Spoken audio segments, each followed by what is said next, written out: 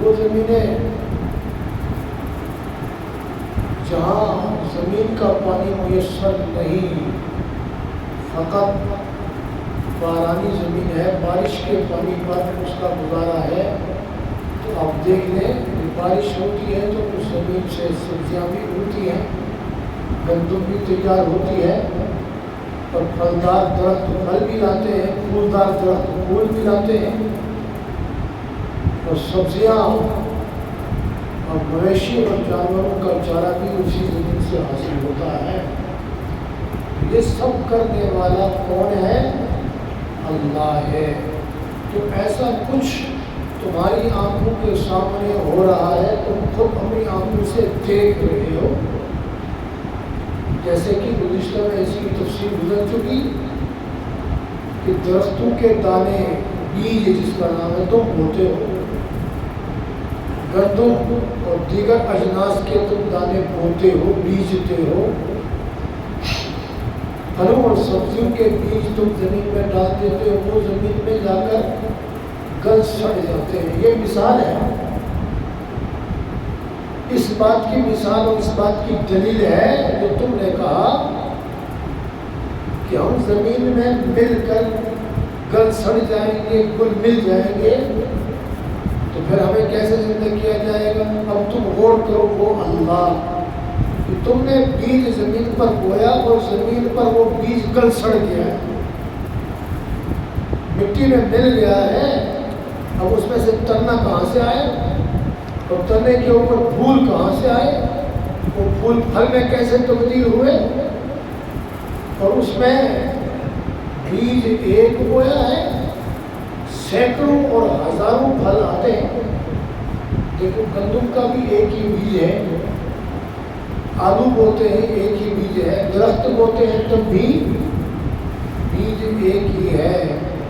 اب گندم کے اوپر تو بعض ایک ہی دانے سے نکلنے والے نیچے سے کئی سیٹیاں ہوتی ہیں، اس کے اوپر کئی پوشے ہوتے ہیں اور اس کے اوپر کئی دانے ہوتے ہیں، یہ سینکڑوں میں ہو سکتے ہیں، مگر پھلدار درختوں کو دیکھو، اس درخت کا بھی ایک ہی بیج بویا گیا تھا، اب اس میں سے لکڑی بھی وافر مقدار میں حاصل ہو گئی، بعض پھلدار درختوں میں سے پھول بھی حاصل ہوتے ہیں، ان کی خوشبو بھی ہے، اور پھر اوپر دیکھو آپ کہ ہزاروں کی تعداد میں پھل لگے ہوئے ہیں، جیسے اللہ کریم نے یہاں ارشاد فرمایا وَالنَّخْلَ بَاسِقَاتٍ لَهَا، او لمبے لمبے کھجور کے تنوں کو تو دیکھو نا، کہ کھجور کی گٹھلی تم نے بوئی تھی زمین میں، اس گٹھلی سے وہ گٹھلی زمین میں گل سڑ گئی، ختم ہو گئی، اس سے اتنا بڑا قد آمد درخت کس نے بنایا؟ اللہ نے بنایا۔ تو جس نے گلی سڑی گٹھلی سے اتنا قد آمد درخت بنایا، وہ اللہ کیا تمہیں نہیں بنا سکتا؟ بولو کیوں نہیں؟ اور پھر صرف قد آمد درخت ہی نہیں بنا، اس میں صرف لکڑی ہی حاصل نہیں ہوئی اس سے، بلکہ اس کے اوپر دیکھو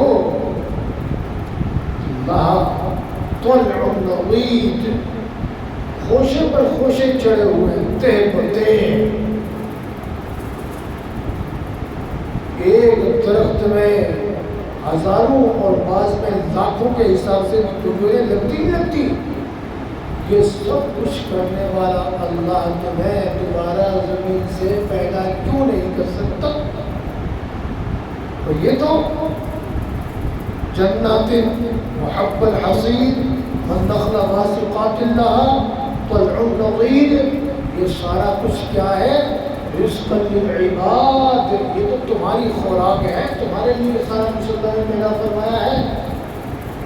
اور اس کے علاوہ وَأَحْيَيْنَا بِهِ بَلْدَةً مَيْتًا، تمہاری خوراک کے علاوہ گھاس پھوس چارے اور دیگر سارا ساز و سامان، ساری چیزیں اللہ پیدا فرماتا ہے، یہ بھی جانوروں اور اللہ کی دیگر مخلوقات کی خوراک ہے۔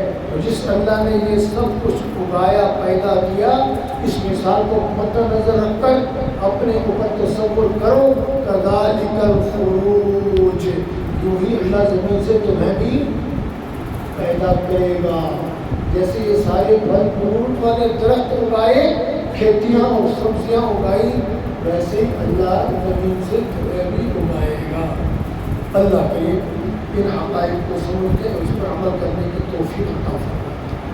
الحمدللہ.